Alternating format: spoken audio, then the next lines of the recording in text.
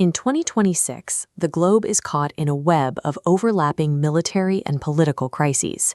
We are looking at a deeply fractured, wartime atmosphere.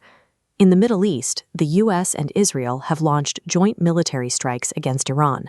The region has become an active war zone. Meanwhile, in the Western Hemisphere, the U.S. military has aggressively detained Venezuelan leaders. And back in the Middle East, the Strait of Hormuz, the critical artery for global energy supplies, is under direct threat, with artillery fire ringing out across the water. Enter Donald Trump. In a recent Financial Times interview, he issued a direct ultimatum. If China refuses to help the U.S. military escort ships through the Strait of Hormuz, he will postpone his highly anticipated state visit to Beijing. Beijing's public reaction was immediate and entirely sterile.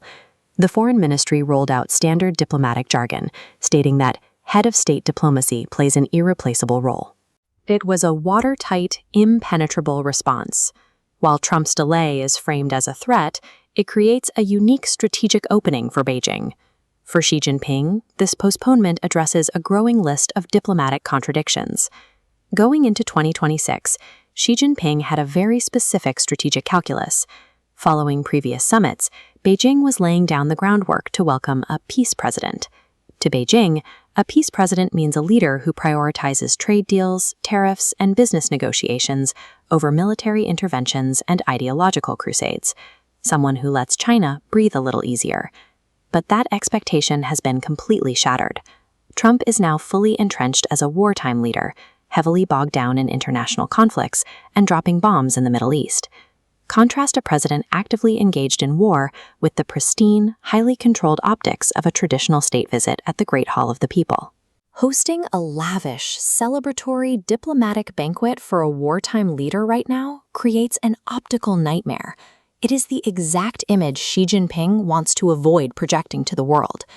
Right now, China is actively positioning itself globally as the ultimate peacemaker. Foreign Minister Wang Yi is working the phones globally to urge peace, while Beijing strongly condemns the U.S. and Israeli military strikes. This map of the Middle East highlights the exact mechanics of the Hormuz trap. Trump wants China to provide military escorts in the strait, but Iran is a crucial energy partner for China and a massive source of its oil imports. If China sends warships to help the U.S., they betray their Iranian partners. They destroy their neutral peacemaker status by joining a U.S.-led military effort. On the flip side, if China outright refuses the escort demand and Trump visits Beijing anyway, China looks weak, essentially taking orders from Washington on the world stage. Trump's threat to delay the visit provides the perfect escape hatch. Beijing avoids the escort trop entirely without having to suffer the diplomatic embarrassment of disinviting the U.S. president themselves. This tracks diplomatic leverage over time. Every day the visit is pushed back, the U.S. remains trapped in a Middle Eastern quagmire, draining their negotiating power. Behind closed doors, Chinese officials were already frustrated. Reports indicate Beijing felt Washington was rushing the trip preparations and lacked a clear agenda.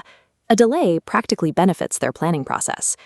To be clear, Xi Jinping does not want this visit canceled permanently. He wants it on his own timeline, after the dust settles. As Chinese leverage increases, Beijing envisions a war-weary Trump arriving desperate for a peace legacy. Under these conditions, he's much more likely to offer favorable concessions. Trump claims this war might last 4 to 6 weeks. But conflicts in the Middle East rarely follow a neat, predictable schedule. This delay could stretch on indefinitely.